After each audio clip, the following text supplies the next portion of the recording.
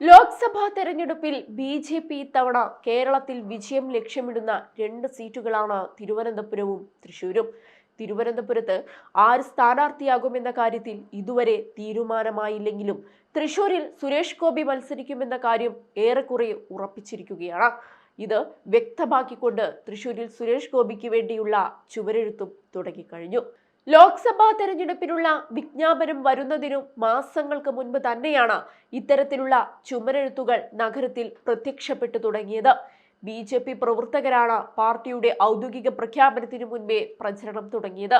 പ്രധാനമന്ത്രി നരേന്ദ്രമോദി നാളെ തൃശൂരിലെത്തുന്ന പശ്ചാത്തലത്തിൽ കൂടിയാണ് ചുവരെഴുത്ത് വരുന്നത്.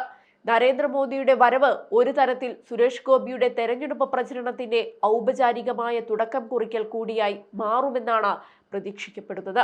2019 ലോക്സഭാ തെരഞ്ഞെടുപ്പ് മുതൽ തന്നെ തൃശൂരിൽ സുരേഷ് ഗോപി സജീവമാണ്. UDF-ൽ നിന്നും ഇത്തവണ TN പ്രതാപൻ വീണ്ടും മത്സരത്തിനിറങ്ങുമ്പോൾ മുൻമന്ത്രിയും ജനകീയ മുഖവുമായ VS സുനിൽകുമാർ ആയിരിക്കും LDF സ്ഥാനാർത്ഥി. 2019 ലോക്സഭാ തെരഞ്ഞെടുപ്പിലും ബി.ജെ.പിക്ക് വേണ്ടി സുരേഷ് ഗോപിയായിരുന്നു തൃശൂരിൽ മത്സരിച്ചത്. മണ്ഡലത്തിൽ ബി.ജെ.പിയുടെ വോട്ട് നില 2014-നേക്കാൾ 3 ഇരട്ടിയോളം വർദ്ധിപ്പിച്ച് ശ്രദ്ധേയമായ പോരാട്ടം കാഴ്ചവെക്കാനും അദ്ദേഹത്തിന് സാധിച്ചു. 17.5% വർധനവോടെ 2,93,822 വോട്ടായിരുന്നു മണ്ഡലത്തിൽ സുരേഷ് ഗോപിക്ക് ലഭിച്ചത്. 4,15,089 വോട്ടുകൾ നേടിയ TN പ്രതാപൻ വിജയിച്ചപ്പോൾ 3,21,456 വോട്ടുമായി LDF-ന് വേണ്ടി മത്സരിച്ച CPI-യിലെ രാജാജി മാത്യു തോമസ് രണ്ടാമതെത്തി. ലോക്സഭാ തെരഞ്ഞെടുപ്പിലെ മികച്ച പ്രകടനം 2021 നിയമസഭാ തെരഞ്ഞെടുപ്പിലും തൃശൂരിൽ സുരേഷ് ഗോപിക്ക് സീറ്റ് ഉറപ്പിച്ചു നൽകി.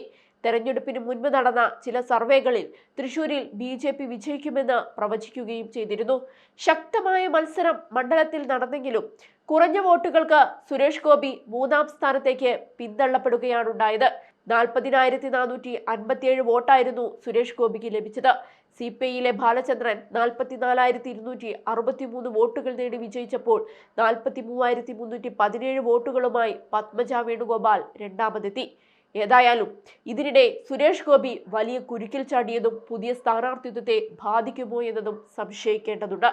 മാധ്യമപ്രവർത്തകയെ അപമാനിച്ചുവെന്ന കേസിൽ സുരേഷ് ഗോപി സമർപ്പിച്ച ജാമ്യാപേക്ഷ ജനുവരി 8-ന് പരിഗണിക്കും.